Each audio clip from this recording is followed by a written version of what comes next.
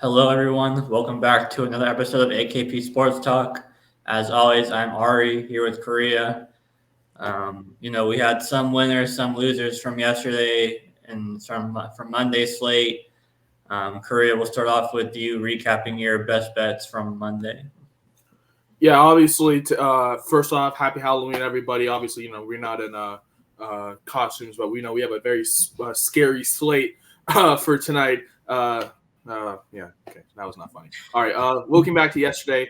First, well, the Raiders are banned. I'm done with the Raiders. I'm done. I'm actually done. They have no offensive line. Jimmy Garoppolo is a bum. The calling him whatever his name is, porn star Jimmy, whatever his name is, he deserves it because he's not good. He's a system quarterback and he does not fit this system. And look, maybe it was just the factor that it was, obviously the night before Halloween, and obviously it was in Ford Field, a big home game for the Lions, who are obviously having a great year this year for Detroit. But I thought since that line was going down, I thought the Raiders, with Jimmy Garoppolo back, could potentially cover, that 7-point spread. And, it was a little close, but, they lost by 12. And, is still a lot. But their offense just could not do anything. They could not move up, down, anywhere up the field. Devontae Adams was slamming his helmet near the end of the game and just frustrated, and rightfully so, because his offense can't do anything, and then going alongside of it, their defense is so tired because their offense was on the field for two snaps and then they're gone. And I remember that possession in the first quarter where the Raiders get a big turnover, right, and it's in Lions it's in their territory, and they're almost in the red zone, and Garoppolo throws this ball to Devontae and it's an interception.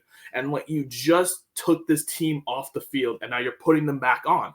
And so the Raiders were beating themselves in the foot. And then going alongside with that, Devontae Adams, that was stinky because of the fact that the whole offensive line couldn't protect, the fact that Jimmy Garoppolo couldn't throw the ball correctly. That was just dead in the water. So the Raiders, no more Raiders. That was just bad. But look at that, Jimmy. I like Jahmyr Gibbs. Like I said, anytime touchdown that came in the third quarter off of that big run.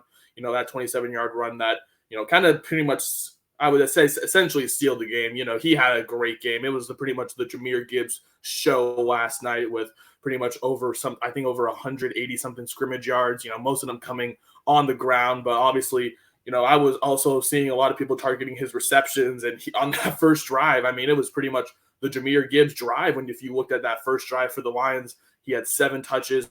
It was pretty much the Jahmyr Gibbs show for the Lions Raiders. That to pretty much sum up that Lions Raiders game for me. So anytime touchdown, that was pretty much essentially free. It was, I'd say, a little nerve-wracking throughout that first half because we were just kind of waiting for him to get in the end zone with all the touches he was getting. But then again, it finally came in the third quarter off of that big run, so that was nice to see. And then obviously, finally, we had the Rangers on the first 5 money line, and look at that. Obviously, that was so free. Obviously, I don't really like to root for the Rangers, but obviously, great story with Corey Seager and just how they've developed into a team that buys to win a franchise. And it shows that if you purchase and invest in the team, that it'll produce. Maybe a certain GM in Seattle will get that, but maybe not. But anyways, obviously that was a big win for the Rangers to bounce back after their home loss in Game 2. They pretty much came out when Corey Seager got that long 2-run homer. I believe that was in the third inning off of Fott. It was pretty much wraps from there. Then Max Scherzer, he just pretty much cooked the entire cooked the team until he got injured I believe it was in the third or fourth inning once again. So it's sad to see, Max Scherzer, a guy who, is kind of reliable in the postseason, just keep going down right when he comes back and in a big spot where, they can depend on him. And then we also saw Adolis Garcia go down in that game. So after taking a swinging strike on a strikeout and with his back. So, there's some questions with the Rangers in terms of their health right now. So that's why I also, we'll get into the pick tonight. But obviously yesterday, that big 3-0 lead pretty much sealed it for the first 5. Like I said, I just needed 3 runs, 2 to 3 runs for the Rangers, and that's all I needed, and that's what they gave me. And it was at minus 120. I thought it was a good bet, and it went actually down when I saw it to minus 115, and I thought it was a great bet right there. And I will definitely take a 2-2 day after, the Raiders just absolutely sold me. I will never trust the Raiders ever again. But I will trust Jahmyr Gibbs to get in the end zone if he's going to be this lead back for a little while. We still don't know the true health of Dave Montgomery. We'll see after the Lions bye, and then the Rangers, with their health, we'll see how they do tonight. But that's a big 2-2 day for me. Ari, I'll let you get into your recap right now. How did you do in your big Monday with the NBA and the MLB and the NFL? Ari, I think you're muted. Yep, I was. It was a successful day overall for me. I'll start off with the L with Jared Goff. It was tough in the first half. The Raiders just couldn't sustain the drive, and so they kept putting defense back on the field. And so that led to Goff. He had, I think, 80-plus yards by the end of the first quarter, like 130, 250, somewhere in that range by halftime. And despite that, he still barely went over. He had like 272, so he went over by 5, 6 or 7 yards or so, because they ran the ball a lot more, in the second half, especially in the fourth quarter when they were up by 2 scores at that point. But that's still an L for that. But then I had won the Gibbs prop over rushing yards quite easily. The game under in the NFL was quite sweaty. It was looking good in the first half. Then Goff throws the pick six in the third quarter that really made it tough. There was the fumble by I think it was Craig Reynolds inside the 5 that helped the under. And it came down to the Raiders lost possession, not scoring a touchdown for it to hold on. So a 2-1 day in Monday Night Football. Rangers money line, of course, won.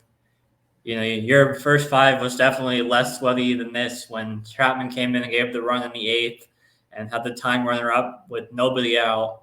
But he was able to get out of it, and the Rangers held on, 3-1 in that one. And then 2-0 in the NBA. The Nets crushed Charlotte. They were up by like 20 in the first quarter. Charlotte, they did make somewhat of a comeback in the second half to make it somewhat competitive, but it was still mostly sweat-free. And then the Mavericks by tip-off were underdogs once Kyrie was ruled out, but I still like them. I still need to see something from Memphis before I'm going to, be worried about betting against them. And so I still would have taken them at plus money, at tip-off, and they won pretty easily. The Memphis cut it to 4 with like 5 minutes left. They made it close, but as always, what I say with Dallas, I trust Luka to close it out in any type of close game in the end. And we saw him hit some big shots. So all in all, a 5-1 day, which obviously you'll take any day of the week. Yeah, obviously, you mentioned the Rangers money line being a little sweaty, and like I said, I cannot trust that Rangers bullpen. And obviously, we talked. Obviously, you mentioned the with when Aroldis Chapman came in, and almost that game tying situation. That was a little sweaty, but obviously, me sitting, I was like, oh well, I only had the first 5 because that's all I needed through the first 5. But obviously, that's great to see. A nice sweep in the NBA, and then obviously a nice 3-1 day. Jared Goff, barely goes over that line, which is just tough. Obviously, just because of that. But as soon as he started throwing those deep bombs, and obviously when Jahmyr Gibbs was catching those out of the backfield and just going upfield, it's kind of tough to see. But obviously nice to see that under hit as well. Did get a little sweaty near the end when it was at 40, but then to close that right there, and then Jahmyr Gibbs, obviously him on the ground, that was not even a sweat at all. He had over 100+ rushing yards, so good day. 5-1 day. We'll gladly take that. But obviously, we're going to get into today. Obviously, very, very, very small slate. But right after that, we're going to talk about the big news that pretty much happened after all those sports were dead. The James Harden trade. Obviously, this was pretty much the Woj bomb at 11 p.m. Pacific time, 2 a.m. Eastern time. James Harden is officially now a Los Angeles Clipper alongside PJ Tucker. Ari, if you could. The full trade. It's a very, very big trade. Obviously, a lot of players getting moved from both sides. PJ Tucker and James Harden pretty much being the key pieces being moved to the Los Angeles Clippers, and the Clippers maintaining somehow Terrence Mann out of all of that is a big win for that Los Angeles Clippers team to pretty much build around Russell Westbrook, Paul George, and Kawhi Leonard, and then you bring in PJ Tucker and James Harden, and you still have Terrence Mann. I have to say that's a big win for them. And then obviously for the Sixers, I know they got Robert Covington in that deal. I forgot who else they got in that deal. I know it's a pretty loaded deal. Yeah, they got Marcus Morris, Batum, Covington, and KJ Martin. So, some depth players, but obviously nobody. Yeah, I was surprised they couldn't even get Mann or even Norman Powell, like one of those two I thought were for sure going to be included. So definitely a big win all in all for the Clippers. I think keep those two. I mean, you look at, obviously you have the starting lineup now of Harden, George, Leonard, Zubac, and I guess maybe Westbrook comes off the bench now. Maybe you have Terrence Mann at the 3. Then you still have Westbrook, Powell, Tucker, Plumlee, Bones Highland. So you still have a pretty serviceable second unit, all things considered, despite the trade. So definitely a big win for the Clippers, I feel like, all in all. Yeah, I mean, like I said, the Clippers still did not have to trade Terrence Mann or Norman Powell, like you said, and they got James Harden and PJ Tucker in that deal, trading Robert Covington alongside Marcus Morris and Batum and KJ Martin. I obviously lean the Clippers in this trade. And I feel like the Sixers were just kind of offloading James Harden in a way, just trying to get rid of him as much as possible. Obviously, with all the toxicity with James Harden, obviously not for that organization anymore. With obviously going to China and saying all that stuff about Daryl Morey, and now he's in Los Angeles, and obviously I saw a tweet. I mean, obviously it's true, but this is James Harden's 4th team since 2021. Like, that is insane to say. Like, obviously, when he was in Houston, and then he got traded to the Nets, and then, that was the whole KD, Kyrie, and James Harden experience that never happened. And then he got traded to Philly, him in the process that didn't go anywhere past the second round. And now he's with PG and Kawhi and Russell Westbrook, a former teammate. I'm just waiting. I'm waiting for the playoff collapse, because when I think of Paul George, Russell West, and this is no slander, because they are great athletes and they are great players in the NBA. But when it comes to the playoffs, and I'm looking at a team that has Kawhi Leonard as the crown jewel, who unfortunately has been injured as they go to the playoffs, with Paul George and his playoff little shakiness, Mr. Playoff P, Russell Westbrook, his struggles in the playoffs as well, and then James Harden, who is a ghost in the playoffs because he's not there. And I think, how is that team going to beat Denver, potentially Phoenix, potentially how they look Golden State right now? I'm like, you gotta, and I can't see it in 7 right now. I don't know. And even though they look good, I think a great second round team. That's all I'm going to say for the Clippers. But for the Sixers, look, they got some good depth. Obviously right now, the Tyrese Maxey outbloom kind of show with how they're kind of approaching, their offensive style with the pick and roll with Maxey and Embiid. But they got some good depth. Obviously they bring Rocco back, and, Marcus Morris now is over there along with KJ Martin, Nick Batum. But, I feel like the Sixers definitely lost this. I feel like they at least could have got at least Terrence Mann or Norman Powell if they at least could have got one of them. But the fact that they didn't get either one, it kind of seems as a big loss for the Sixers in this trade, especially for a team that kind of needs a little more depth, especially a big rotational piece like Norman Powell, Terrence Mann, who can be a key rotational piece for that team. So it's kind of a loss in the Sixers, and it's obviously a big win for the Clippers, but I just don't know how big of a win it will be come playoff time for the Clippers. Yeah, I mean, in this case, the Sixers didn't have much leverage, obviously, in this Harden situation, so that may have had to do with them not being able to acquire, the most ideal trade package for him, obviously.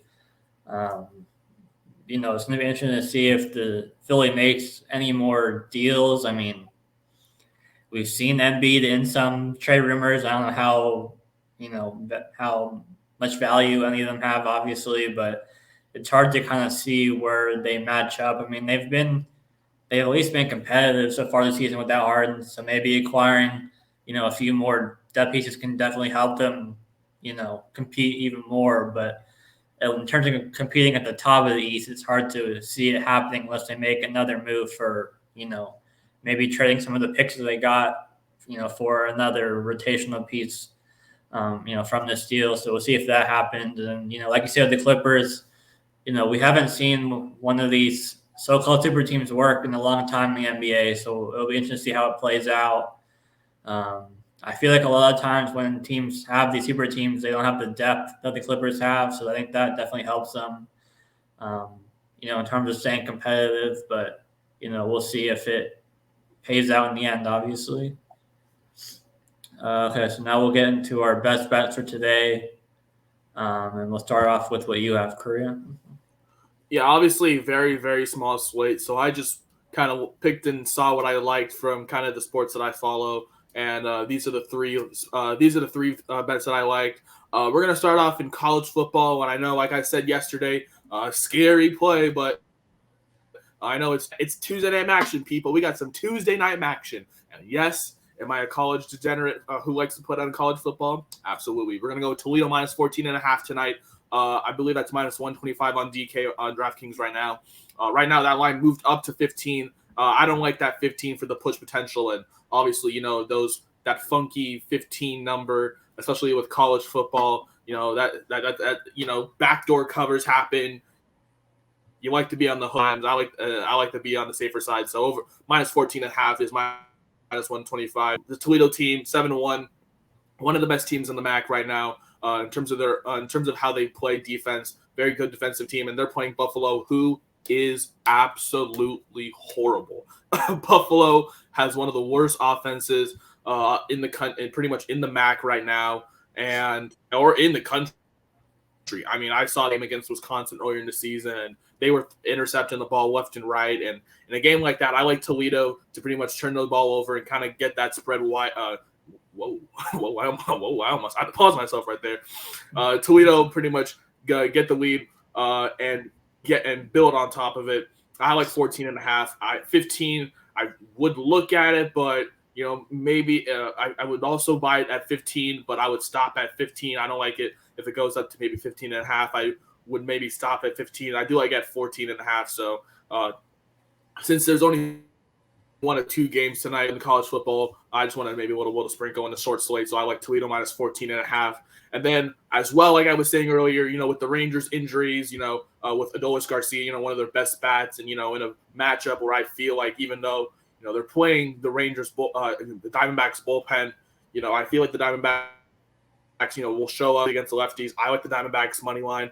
That was at minus 105 when I looked a little earlier. Now it's at minus 115 on DraftKings. So obviously a little bit of a line movement going in the D-backs' favor. Pretty much kind of confirming that they are maybe a little bit more of a favorite as they should be. Look, I kind of like the Diamondbacks in the next spot. Obviously, it's Joe Mantle versus Andrew Heaney, and obviously Ari and I we have a fun track record with Andrew Heaney, former LA Angels pitcher, facing the Mariners, back in the day. Now he's in Texas, and he's not in a great spot, especially on the road. In a loud environment tonight, in bats who can hit lefties, especially the Diamondbacks in the spot tonight.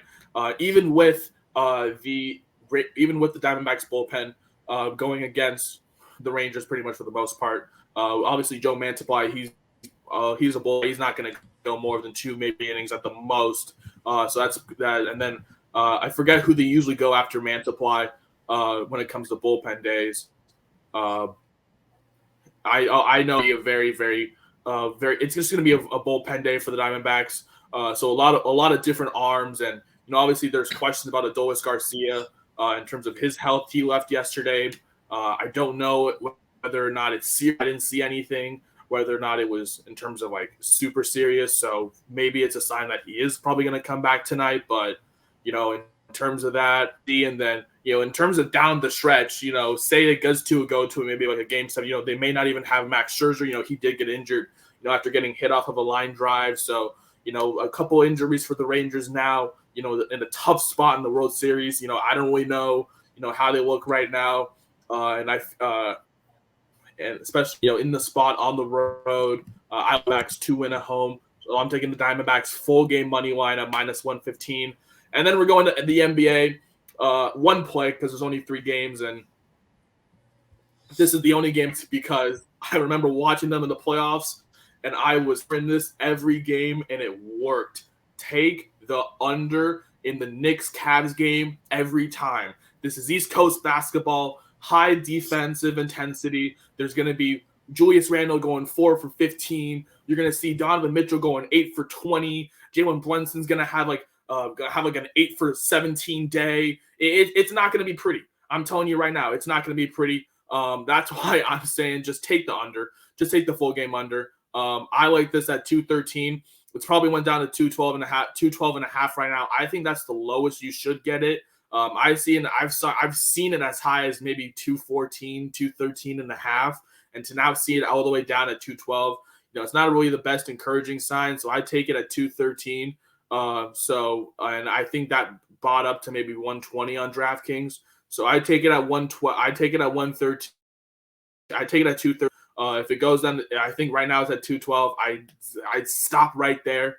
If it goes down to 212, I would not take it. So 213 is my pick. And I think we lost Ari, but I'm going to take it at 213. And hi, Ari, welcome back. I was just talking about how I'm taking this at 213. Like I said, it went down to 212 and a half earlier today. And I think that's where I think that's the last kind of line I would stop taking it at, just because I did see it as high as 214, and the line obviously has been going down. So obviously there's a sign that this game is just going to be a very low scoring game. And that's how this game was in terms of the series. And obviously, these teams are a little different, but obviously the Cavs a little banged up, and the Knicks in terms of their shooting struggles right now with Julius Randle. I like this game to go under 213. I believe that's at -120 on DraftKings. Even if it's a lot of bought up, I still take it at 213. At 212 and a half, I would take it, but that's kind of the last place I would take it for that push potential, to avoid the push potential, at 213. Those are my 3 plays. I like Toledo to cover the 14.5 point spread at -5. I like the Diamondbacks on the money line, and I like the Knicks Cavs to go under 213 tonight. Ari, I know it's a scary slate. What are your 3 best, what are your just best bets for this? I don't think there's probably going to be 3. What are your best bets for this very, very small Tuesday slate? Yeah, I'm just on 2 plays right now. I'm on Arizona as well. As you mentioned, the Diamondbacks hit lefties pretty well. It's a bullpen game for Arizona, and then Texas, kind of a bullpen game. I think they're kind of hoping to get maybe 2 to 4 innings from Andrew Heaney, but when he started last, he got 1 out against the Astros. He had 3 runs in that one. So I think at home, down 2-1, I think we see Arizona bounce back in this one. They didn't use really any of their high leverage bullpen arms in game 3 last night. So they should have pretty much everyone available, in the bullpen for the most part. At least all the key relievers at the very least. So I think Arizona bounces back. And then I was looking for an angle in the NBA, which was obviously tough today with only 3 games. I decided to go with the first half under in the Magic Clippers game. Magic back-to-back after facing the Lakers in a tight game last night. Clippers, I'm assuming they're going to be obviously without all the rotational pieces they traded in the Harden trade. And I don't think they're going to have Harden or PJ Tucker. I don't think basically the same day, because technically on the East Coast it was the same day. So I I'm kind of assuming they're not going to have them. The Magic have kind of been in lower scoring games so far this season. Obviously, the Clippers can score, so that's kind of why I'm taking the first half, not the full game. So I think Magic kind of start off slow. Obviously, the Clippers defense is really good, even just with Kawhi and George alone, obviously. So I'm taking the first of under 112 in the late night game tonight between the Magic and Clippers, and then the Diamondbacks money line, which is pretty much a pick 'em for the most part, minus 115. Look at that, both on the Diamondbacks. We already agree with it. We're thinking alike. We both on the Diamondbacks, and I like the Magic and Clippers to go under as well in the first half. As you mentioned, the Clippers still one of the more defensive teams, alone with Kawhi Leonard, one of the best defensive players in the NBA, and then Paul George, one of the better two-way players in the NBA in terms of his defensive ability and his scoring. And then obviously they traded all those players away, so not in terms of a lot of scoring, in terms of the offensive side of the ball. For the Clippers tonight in terms of who will be playing. And then obviously you mentioned the Magic get off to a little bit of a slow start usually. And that's kind of been the trend to start the season for this Magic team. So I do like the first half under 112. And look at that. I think that's a 4-0 card. You look back to mine. Like I said, Ari and I are both on the Diamondbacks on the money line tonight. Pretty much a pick 'em right now, minus 115. I also have the Knicks Cavs under 213. And right now it's at 212 and a half. I'll get it up to 213. And then Toledo, I got it at minus 14. And now it's at 15. I'd buy it down to 14 and a half. I just don't like that 15 number. I think there's a lot of push potential, especially with some kind of backdoor nonsense and something like that. 14 and a half. And then Ari, obviously, going back to his play, we both on the Diamondbacks and the Clippers, first half under 112.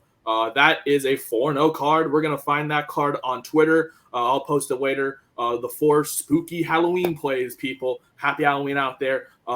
You can find all of our plays on AKP Sports Talk. A full card will be posted each day. And we only will like to we like to emphasize, we're only doing it on these plays. We're not doing anything more than that. Just a simple unit, potentially, maybe a half unit on maybe a little bit of something if we're like sprinkling it like that. But if we're giving out a play like this, we like to emphasize it's going to be one unit. We're not one of these people who puts 10 or 15 units on one game. We just like to put simply one unit. We like to advertise. We like to emphasize managing your bankroll and just making sure that you're just growing in terms of your money, and you're growing your money with us. So you can all follow all of our plays on AKP Sports Talk. That is our Twitter. But that's going to do it for this episode. That is Ari. I'm Korea. Happy Halloween, guys. We hope you enjoy the festivities today, and we will see you guys tomorrow to kick off November. Another day of best bets. That's Ari. I'm Korea. We will see you guys tomorrow on Wednesday.